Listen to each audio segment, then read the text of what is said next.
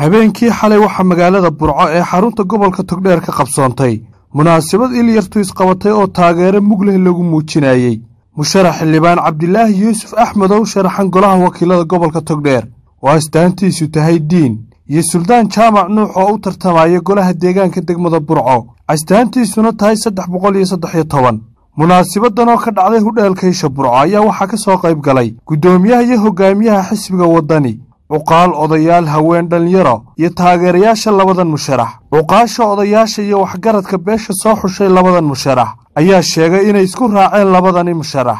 labadayna musharaxiinta ayaanu aad iyo mahadiyadi ka celinayna hadaatiin xusbiga hiilka isla barbar taagteen ee ugu yiliseen baanu aad iyo aad idinku mahad celinayna annaguna maalintiina ee xusbiga musharax madaxweynaha uu taagan yahay hadii ilaahay ka dhigo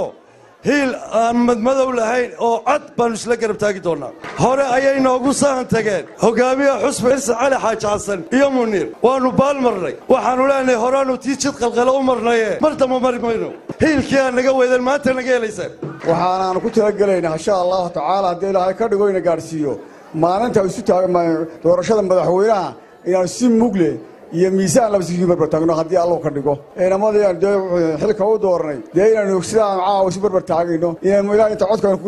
ku ridayno aan is barbar taagno oo hadaba ku rooyay hibiladeena yaankeena aynu muujino ayaan tolkana kula dardaarmaya guusha way dhowdahay sida u shaqeynayeen iyo si ka daran way inaan dhexda u xidhataan oo si aynu guusha u xaqiijino u dhamaystaan hawsha intii hadhay labada xubnood aynu wadnaa inay ku soo baxaan musdawe iyo darajo ay ku hogaamiyaan degmada gobolka iyo guud ahaan dalkaba ujeedada iyaduna waxa weeye inaanu labada nin soo bandhigno labada musharax oo aanu rajaynayno inay noqdaan kuwa gobolka ugu codbata saasaan rajaynaynaa labada musharax Cabdilaahi Yuusuf Axmed iyo Suldaan Jaamac Nuux musharaxiintani waxay ka mid yihiin musharaxiinta ay isku raaceen beelweynta Gaashaanbuur Axmed Faarax Beyle iyo Faahiye waa muujinta taageeradii iyo soo bandhiginta iyo diyaargarowga doorashada waxaan ahay xildhibaankii reerku hore u doortay xisbiga kulmiye ayaan ka soo baxay tiirarkii uu ku taagnaa ayay beeshani ahayd waana igu soo saareen waxaanay ahayd inaan maaragtay wixii ay mutaysteen ay xaq iyo abaar u lahaayeen inaan uga doono aad waxaan uga xumahay wax loogu daradaayo inay wixii haysteen hore laga xidhay la ganacsigoodii in laga xidhay xisbiga kulmiye waanu ka hayaamayna waxaanu hayaamayna xisbiga rajada ummadda Soomaaliland oo wadaniya waanu hayaamayna wadani waxa weeyaan waa garab taaganahay biidnillah labadeena xildhibaan ee qiimaha badan leh laga fiirsaday waxa weeyaan sidii aynu ugu hubsanay ku sigaasayno balana xisbiga wadani waxaan u sheegayaa in madaxweynaha mustaqbalka inaanu maanta ku soo birin oo cudud iyo garab oo aan ku soo birinay abaalkayga wuxuu noqday fartayda eeday laakiin wuxuu noqon doonaa afkayga eeday musharaxiinta Suldaan Jaamac Nuux iyo Cabdilaahi Yuusuf Axmed ayaa u mahadnaqay taageerayaashooda يا فندم كمان عليا تاجرنا نورسين وحين رجينا بدل بين كرجينا مقالنا برعو إن شاء الله أن تاسان كشقين دولا إن أنتك ولا عليه إن أنتك يسوع وياه كمان ورسين إن الله لكن وحن دنيا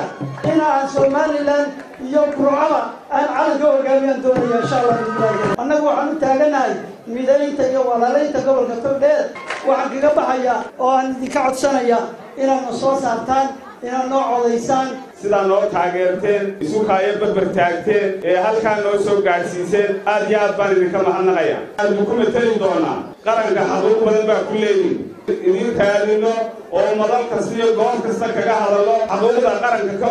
ku leeyihiin xaqina heshaan insha Allah tacaala waxaan nagoo gamcaysa haysana waxa tabaysan inaan xaqiijino insha Allah gamcaysu qabsan doonaa gudoomiyaha xisbiga wadani Cabdiraxmaan Maxamed Cabdilaahi Ciro hogaamiyaha xisbiga wadani Xirsi Cali Xaaji Xasan iyo gudoomiyaha koowaad ee xisbigaasi ayaa u mahadnaqay beesha soo xulay labadan musharax gudoomiyaha kugu bushaareynayna oo caawa dadka deegaankan ay runtii ku sheegayaan in ay taageerayaashani ay runtii isugu soo ururin dhisida labada musharax ay noqon doonaan taageerayaal rasmi ah oo xisbiga wadani uu ku xisaabtami doono doorashada soo socota ee insha Allah tacaala adiga lagu dhisi doono hormuudna ay u noqon doonaan runtii deegaanka waan u saha tagnay waxa ilaahay qadaray inay maanta sahankii aan u saha tagnay markii hore runta uga sheegnay ay runtii nala soo arkeen xaqa iyo matalaadda idin matalayaan way garanayaan ummadda waxay u baahan tahay way garanayaan sidaa ugu soo baxdeen maalinta codka maalinta ayaanay cidina naga hadhin codka ha lagu hubsado waxaan balyeeynaya Cabdilaahi iyo Sultaan oo laba nin oo dhalinyaro ah oo aan hubo inay leeyihiin mustaqbal siyaasadeed oo ifaya in heerkoodu iyagoon u kala hadhin ay u doorteen inay ku metelaan labada gole ee wakiilada iyo golaha deegaanka aad baan ugu hambalyeeynaya Cabdilaahi Yuusuf Axmed iyo Sultaan Jaabaanno waxaanu garanaa inay xul yihiin ayna xal ahayn hal runtii farxad buu yahay aad buu farxad iigu yahayo ina halkan waayeelkii iyo waxgaradkii iyo intii ka hadashayba inay garawshiyana siiyaan oo niyadaan shalay haddaanu idin garan weynay maantaanu idin garaabaynaa aad baa ugu mahadsantihiin waa labada inay dhalinyarada noo keenteen Cabdilaahi Yuusuf Axmed iyo Sultaan Jaamac Nuux oo runtii qiimo leh oo waxa weeyaan idinka maraya odayaashii iyo waxgaradkii noo gartay ee noo keenay isku kaaya garab taagay waa ku mahadsantihiin mar saddexaadna inaad taageeradiina noogu ballan qaadeen mustaqbalka haddii alla ka dhigo oo nala dhistaan Cabdiraxmaan waa ku mahadsantihiin waana idinka gudoon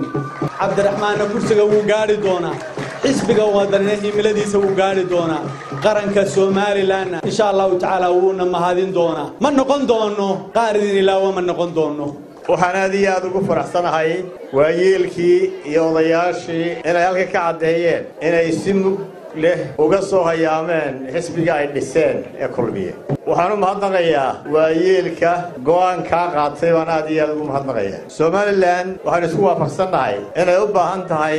isbedel khayr qaba rajada shacbiga waa wadani waxaynu ku shaqayn doonaa himilada ummadda Mahad Cali Goodir Ariel TV